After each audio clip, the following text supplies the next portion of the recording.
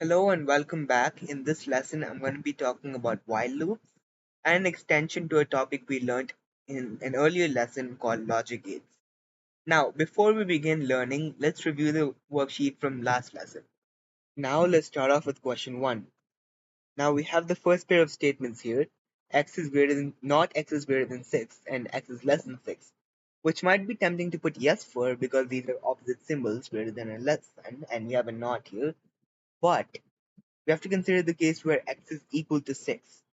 In that case, 6 is greater than 6 would be false, and not false is true. So this statement would be true. And since 6 is not less than 6, statement 2 would be false, and these would not be equivalent.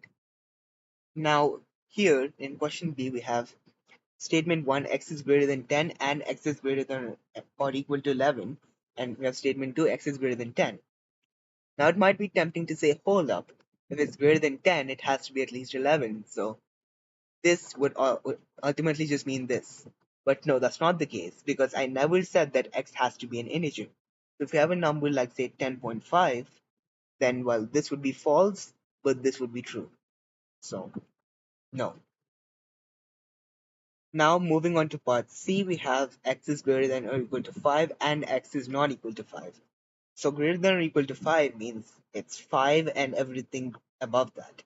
So if it's also and x is not equal to 5, that means it only has to be above 5. And that is what statement 2 says. So they are equivalent. Now here we have x is greater than 50 or x is less than 50. So the only way that's true is if the only way that's false is if x is equal to 50. Then it would be neither greater than or nor less than it. And statement 2 is also only false if x is equal to 50 and true for every other number. So these are equivalent. Now in E, x is greater than or equal to 5 and x is less than 5. It's impossible for a number to be both greater than or equal to 5 and less than 5. So this is false for every value of x. But statement 2 is basically true for every value of x except 5. So obviously it is not equivalent for a lot of x values. Now moving on to question 2, we have a bit of a coding problem here. So Timmy wants to buy a new phone and he'll only buy it if it's at most $400 and the rating is at least a 3.5 out of 5. So he wants a quality phone, but it's also not too expensive. So given the cost and rating of the phone as inputs, I'd put whether or not Timmy would buy that phone. Now, of course, we have to take the cost and rating as inputs. Now, since both the inputs are float, we have to convert these inputs to floating points.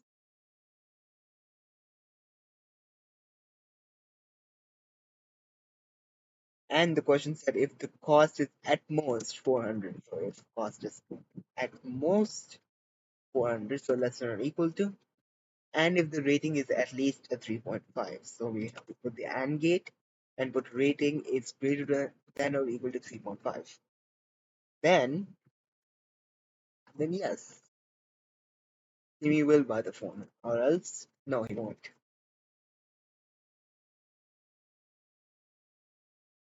Now, if we test this out with some test cases, let's say the phone is more than $400, but the rating is also good. Well, no, he won't buy it because it's too expensive. Now, let's say we have a phone that's affordable, but the rating is also bad. Then no, he won't buy it. But let's say the phone is both affordable and the rating is good, then he'll buy it. Now, moving on to question 3. Tom is studying two subjects, math and science. If the highest score out of the two subjects is at least 80, then he gets a distinction. If it's at least 50 but less than 80, then he gets a pass. If it's less than 50, then he gets a fail. Now, of course, we have to take the math score and science score as integer inputs. So we have this math score equals int input and science score equals int input. Now we have to find which one is the highest score. Let's put this as math score, right? How do you find this?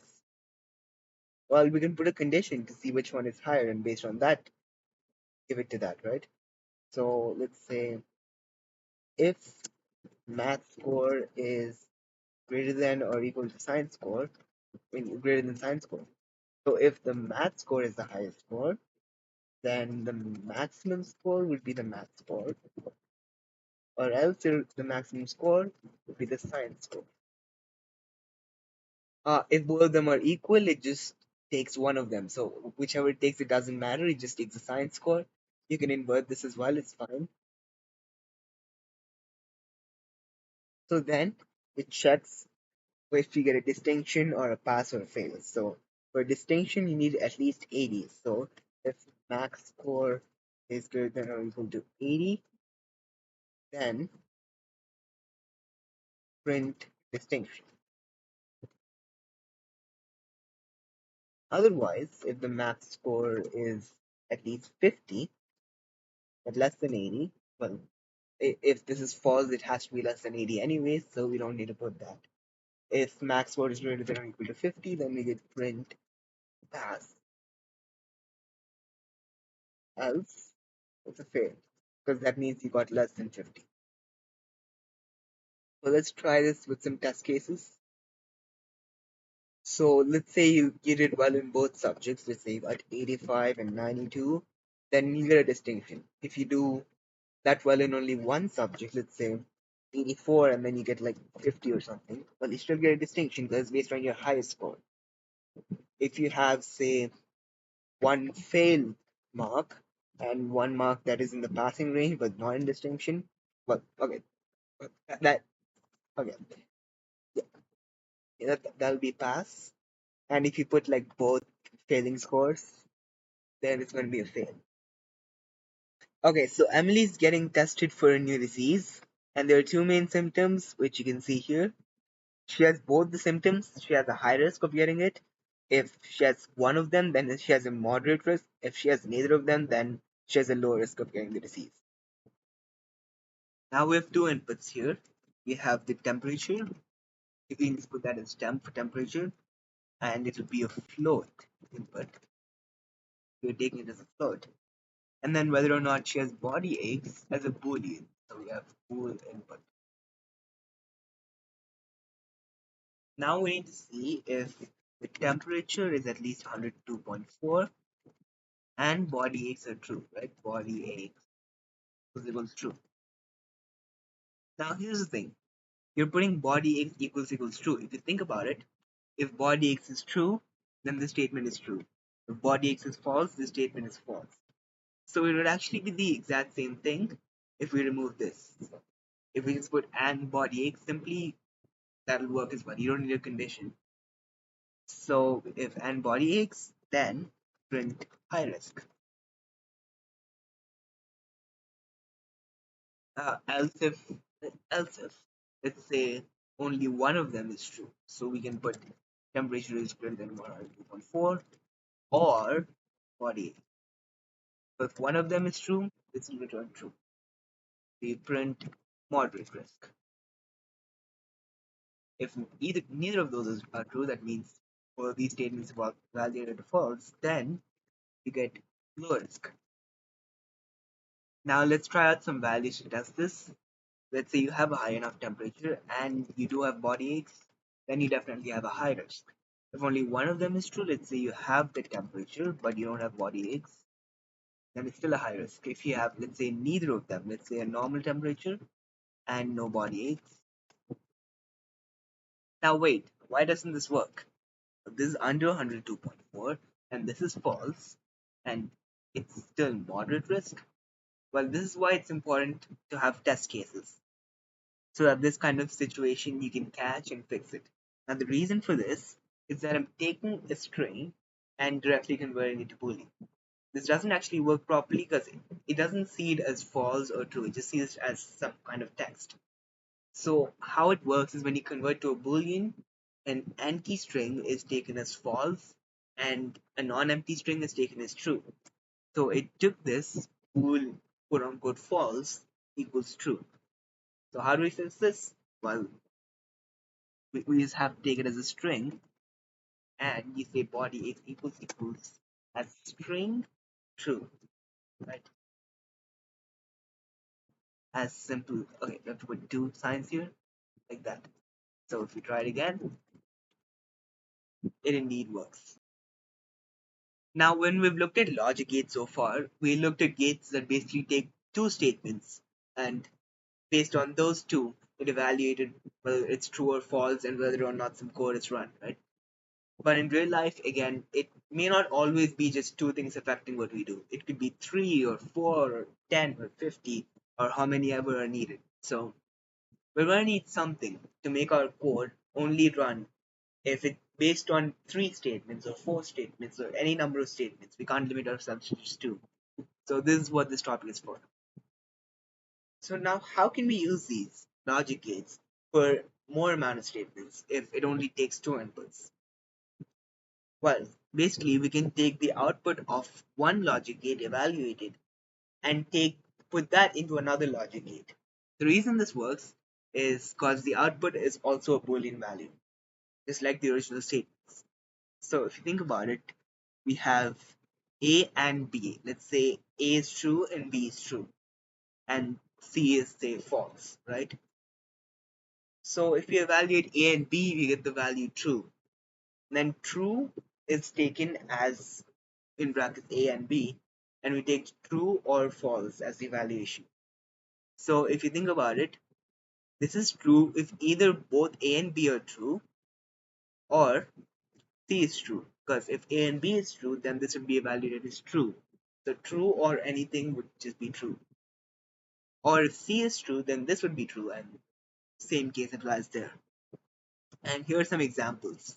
You can pause the video and check them out yourselves. Now, before we move on, let's try to evaluate some of these three statement logic gates ourselves. Alright.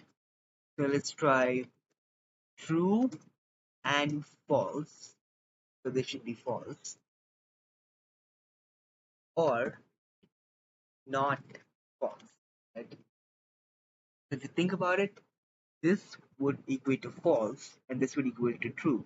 So not or false or true should equal true. Let's see if that's the case.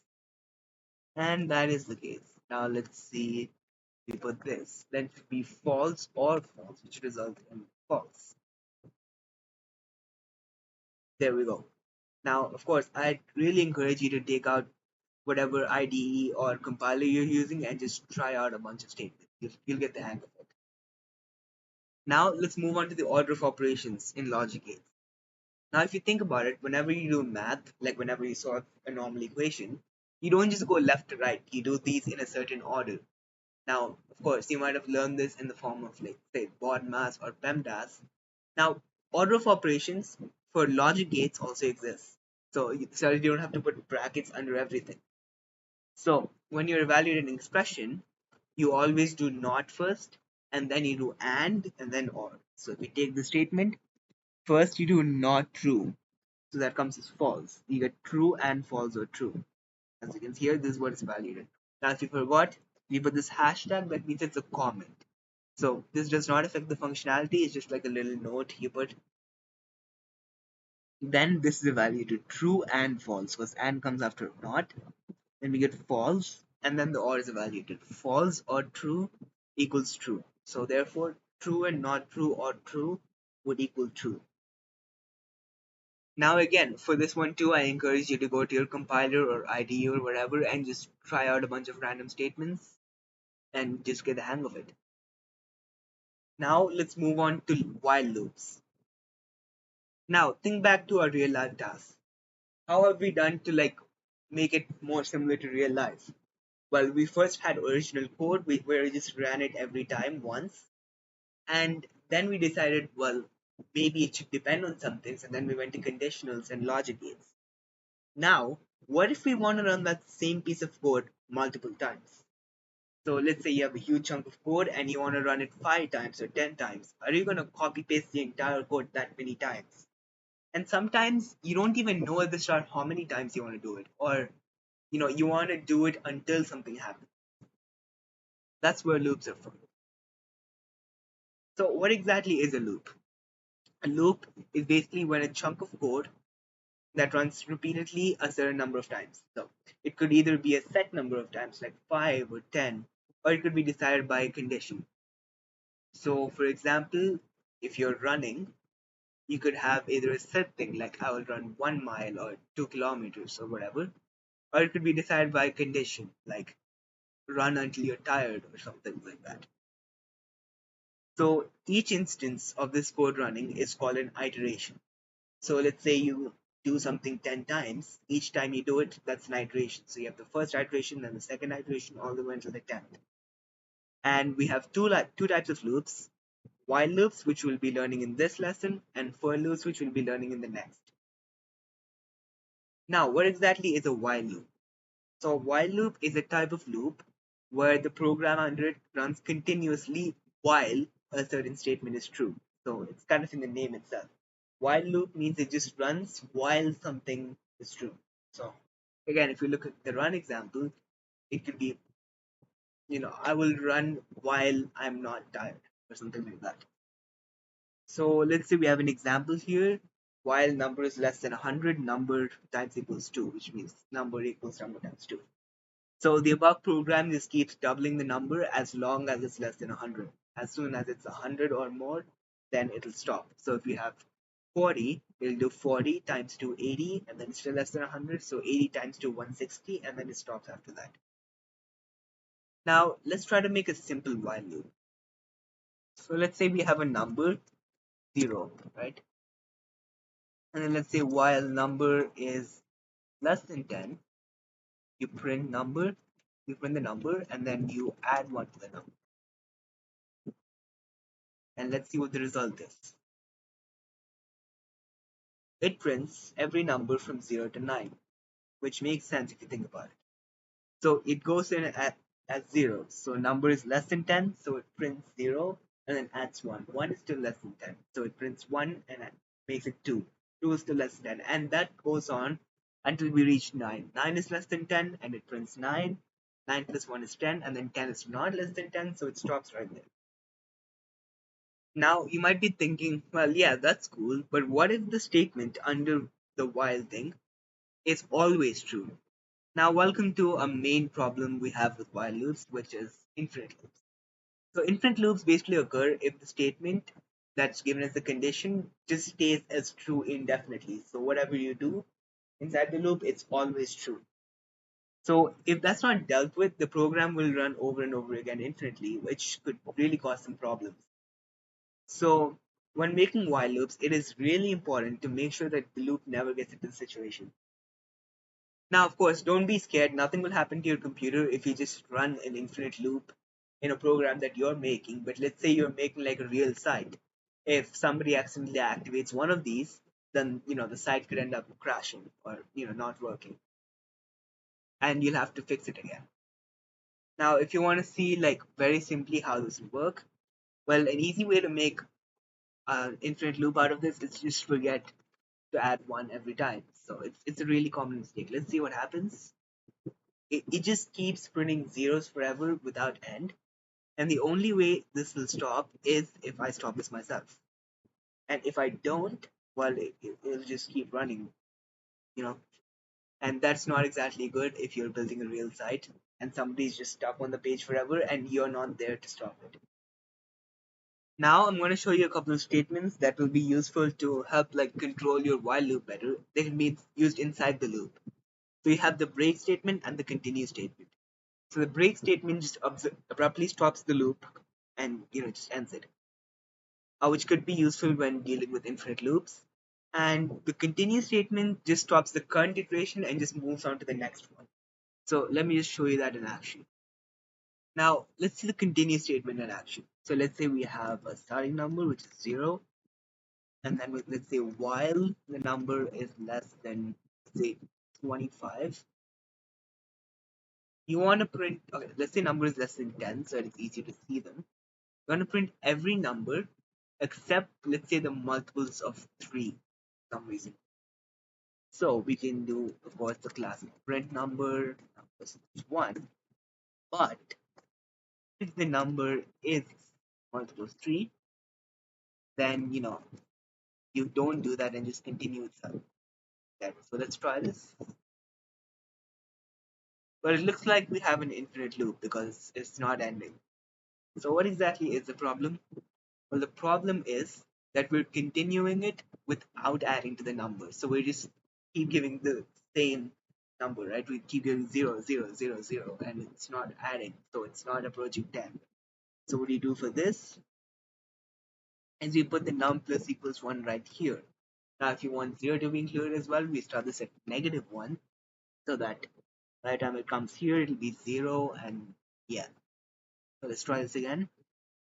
And there we go. We have every number except the multiples of 3 from 0 to 10. So we have 3 gone, 6 gone, 9. Wait, why is 10 here? Isn't it supposed to be less than 10? Now again, you have to notice we take in 9 as the number, but you add 1 to it immediately. So since you're adding 1 to it immediately, before printing it, instead of after, you have to change the condition a bit to accommodate for that. But yeah, now that works. Now let's try to add the break statement. Now we have a condition here, which of course is a simple way to do it, but just for the sake of demonstration, let's make this while true. Now, this would just always be true because, well, it is just true. You're not changing that ever. So now how are we going to break out of this infinite loop? Because if we run this, well, we just get that. So we can put the condition right here in the middle of the loop. Let's say if number is at least 10. So we want it to not print any numbers 10 or higher. So if the number is 10 or higher, then you break the loop. You stop printing. So let's try that. There we go. Works as intended. Now let's move on to some practice problems. Now, problem 1. Find all perfect squares. So make a program that takes a non-negative integer as input. So it can be 0 or 1 or anything. It just can't be negative. And it outputs all the perfect squares that are less or equal to that number, including the number 0. Feel free to pause the video and try it out yourself.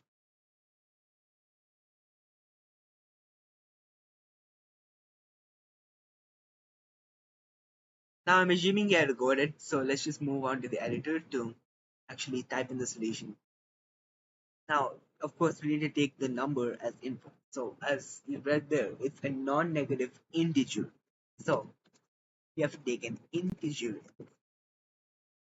Yep. And then we have to check all the perfect squares. Now you might be thinking, well, you have a number. How do you check if it's a perfect square or not? Do you go through every single number? No, you don't need to do any of that. You don't have to go through every number. You can just take a number, keep adding to it, keep squaring it. So you just go through a bunch of perfect squares until you find one that's more than the number. Then you just stop there. So what do you do there? You take another variable n, and what you can do is while n squared, so the square of the number, is less than or equal to the input number. So let's say we have input number 9 and we have n equals 3. So we got n equals 3, then we have 9 there, and 9 is less than or equal to 9, so that works. But if n equals to 4, then we have 16, which is higher than 9, so it doesn't go through. So what we do is, we just print the square. Find the perfect square. If it's less than or equal to the number, you print it. As simple as that. Let's try this out. And let's try 9. Of course, it's an infinite loop. We have to make sure to add 1 every time. Right? Never forget this. So let's try this with 9, and it prints out every perfect square until 9. So let's try a bigger number to test that, say 50. It prints every perfect square less than or equal to 50. Now, moving on to problem 2. We basically just have to make a program that just keeps asking for numbers. And it just keeps adding them up until a negative number is inputted. So let's say we have 3, 5, 1, and then you just add those up. You get 3 plus 5, 8, 8 plus 1, 9. And then when a negative number is inputted, let's say negative 10, then it just stops and it just outputs total. So I feel free to try it out yourself by pausing the video.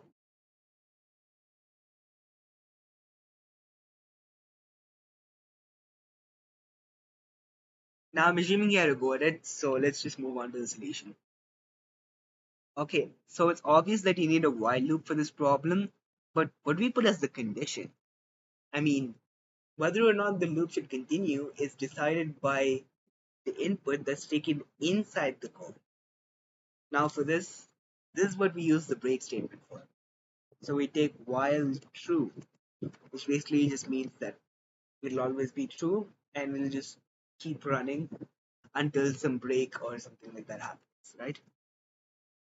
So we take is the input, say num equals, well, let's see if we specify that it's an integer or not. No, I didn't. So we take a float input,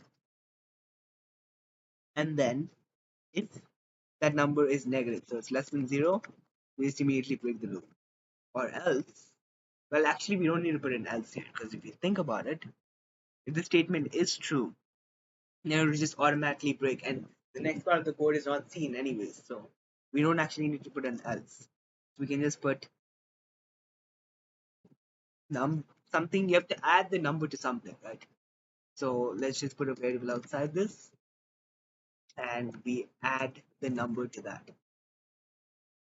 Now, one thing to keep in mind if you're having a variable that you're continuously adding, we can't put it inside the loop because otherwise, every iteration it just resets the number back to zero because that's the first thing it sees. However, if you put it outside, then it's not changed inside the program. So you can just keep adding to it without any issues. So let's try this out. Let's try 3, 5, 10. Let's try a decimal, and then let's try a negative number to stop it. Oh, we forgot to print this out. Again, let's try the same thing. 3, 5, 10.2, -1, and you get 18.2. And if you add these manually, you'll see that you get the same number. And now that is the end of the lesson. So check out the worksheet in the description, and the solutions will be discussed in the next session. Thank you for watching.